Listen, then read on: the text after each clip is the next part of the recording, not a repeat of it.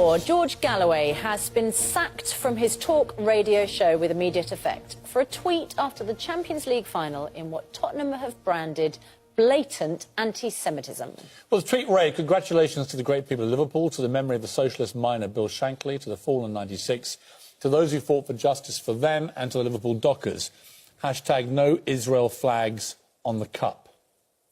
Well, George Galloway joins us now. Tottenham fan Ľùťfùr is amongst those who've spoken out against the former Labour MP, calling him a racist and a piece of trash. And he joins us live from his home in Essex this morning. George, if you had just stopped before making mention of the Israel flag, it would have been all right. Why did you have to put that in? It's like being lectured by the hunchback of Notre Dame. What, me asking you that question? No, Lord Sugar sitting there in his expansive drawing room.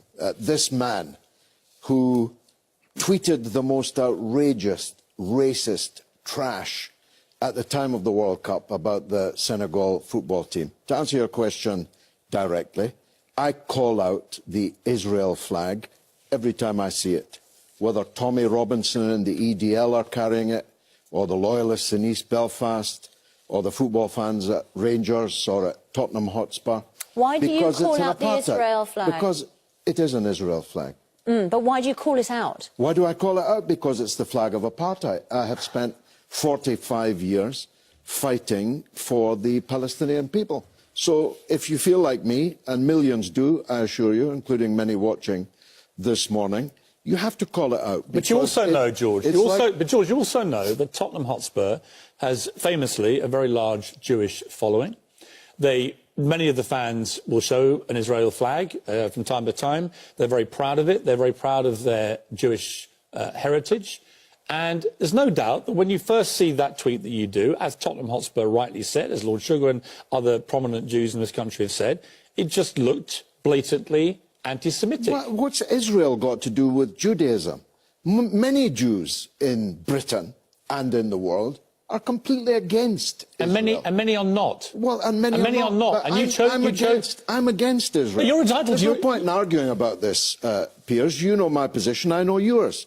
I'm against Israel. You've been fired. You've been fired for choosing a moment of a football match. Yeah. In which I'd just been watching all these Israel flags being right, flown. but the implication, whether you like it or not, was that to the Jewish following of Tottenham Hotspur, this is the implication they took, is that you were choosing that moment to gloat that actually a Jewish-supported football club had failed to win the Champions League. You know that. No, I don't know it. It's false.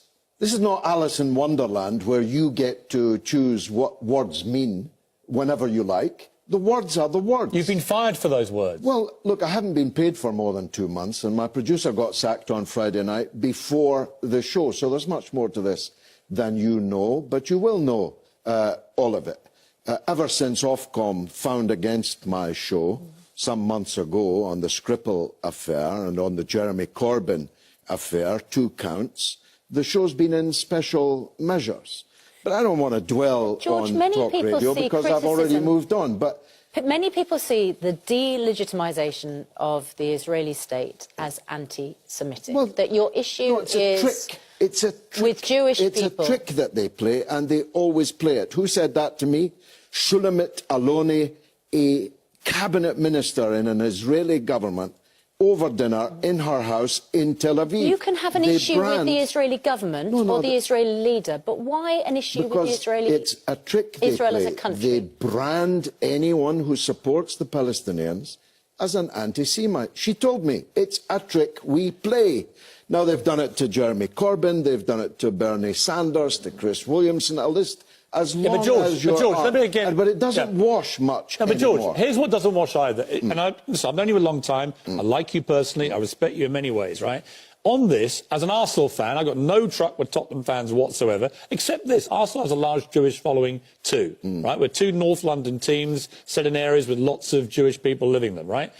I was offended on behalf of Tottenham fans. I was, because actually, there was no need for you to make a political point about Israel in a hashtag about a football match. No, because and actually, it looked like you were delighted. Well, why were they waving? You weren't delighted that Tottenham had lost because they played badly or you're an Arsenal fan. You were delighted they lost because of their connections to Jewish people and to Israel. Well, this is Alice in Wonderland. It's not Alice in Wonderland. You're inferring things that aren't there in black and white. I'm inferring things that actually aren't there in black and white, George. You know, they're not. The words in black and white. You literally put it in black and white. Black and white, Israel flags. That's nothing Why to did do you need with to, Jewish people. Why did you mean to make Because I that had point? been watching those Israel flags being waved all evening. You were watching hundreds of millions. So here's my point to you, George. You were watching Jewish fans. They weren't. How do you know they were Jewish? Tommy Robinson isn't Jewish when he walks down the road. You think the people that were waving Jewish? They almost certainly weren't Jewish, right, and so you know that very well too. Right. So they you don't. Almost certainly weren't Jewish. But you don't know who they were. It's a political flag. You don't know who they were. I just know what the flag is. Right. I would argue it is highly. Apartheid. Right. I would argue it is highly likely that the people that were putting up Israel flags in the Tottenham crowd were probably Jewish, right? Well, and therefore, you're flies in the face of all evidence. Well, you don't know. You have no idea. But you don't think they were. I read Lord Finkelstein on this very subject. He says that the great majority of people singing what they sing, shouting what they shout, waving what they wave, are not Jewish. But I don't care if they're Jewish or not Jewish. It's the flag I'm against. No, it's and I'm the against country it you're against. because it flutters over the Gaza fence when little children are being murdered every Friday by snipers. Right. And that's why I'm against it. And they would say, what about all the rockets that get fired by Hamas the other way? And what do you say to that? Because they were killing those children before Hamas ever existed. But you have a position. They've been killing them since 1948. You have a famous position on this, right? Yes. Everybody knows your position on it. It is completely one-sided. That's entirely your right. What I don't think is your right is to put a hashtag like that on a night that Tottenham lose a game, which, if you're a Jewish fan of Tottenham, you take as a personal insult in an anti-Semitic manner. Take a look at my Twitter line, and you'll see a significant number of Jewish people absolutely supporting. And I've seen a significant number of Jewish people enraged and furious. Most Jewish and what people, they see at a time in this country, George, at a time in this country... Anti-Semitic attacks no, on the rise, Galloway. Don't talk to me about attacks, I'll show you my scars. Right. Don't talk to me about attacks. Muslims are attacked in Britain. 10, 20 times more than Jewish people are. But you don't talk about it. You don't want to talk about it. Don't talk to me about attacks. I can show you my scars, literally.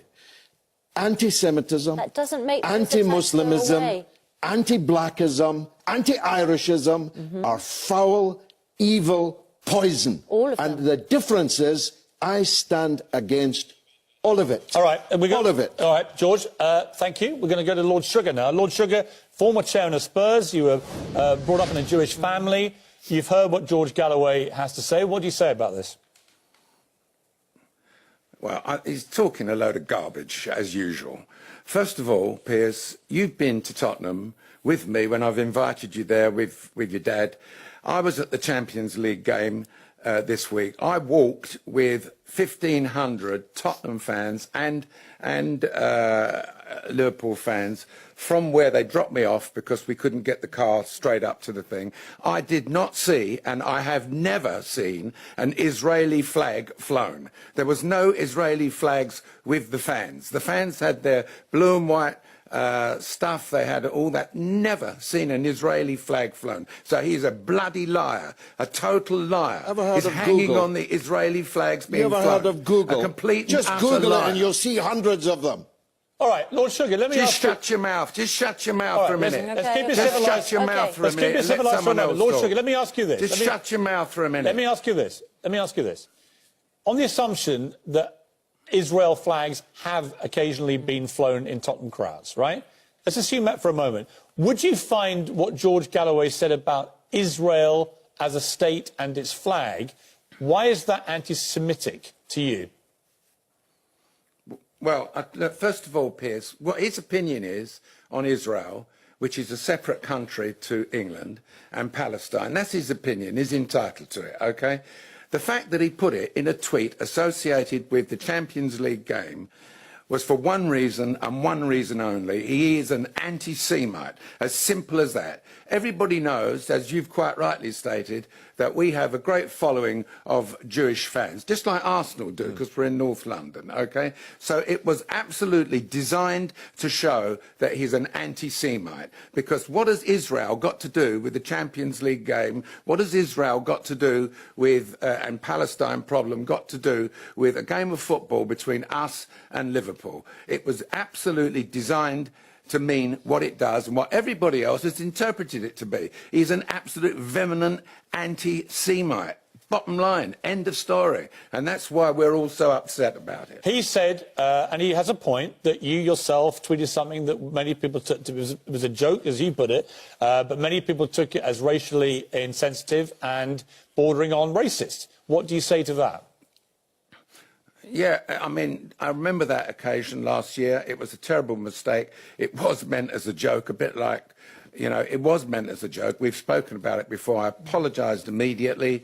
And I'd like him now to have the guts, or live on television, to apologise to the Jewish fans of Tottenham Hotspur, or in fact the Jewish fans of Arsenal or anywhere, or the Jewish fans of Liverpool also, for making that inappropriate remark. Well, George, let me put it this way to you. He didn't, by the way, apologise for it immediately. He defended it resolutely. Well, he said days before he apologised. Actually, that's not true. Why don't you shut your mouth? Not, I saw his chance. Yeah, it's not true, but it took days. He actually responded within hours, and he did apologise, right? The point being this, though.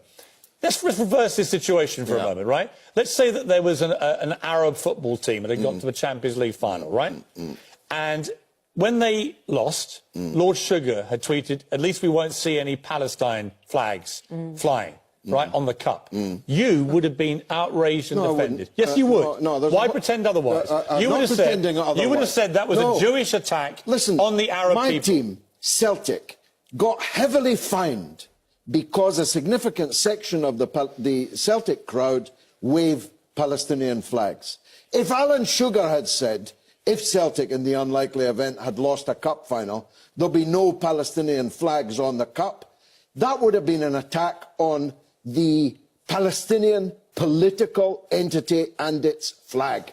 And that would have been his right, and he would have done it. All right, final point. Lord Sugar, Israel is Lord not Sugar has Judaism. asked you to apologise for the tweet. Will you apologise? Israel is not Judaism. Judaism is not Israel. I love Jews. I don't like Israel. OK, let's leave it there. George Galloway, Lord Sugar, thank you both very much indeed. Lots more still to come. You're watching Good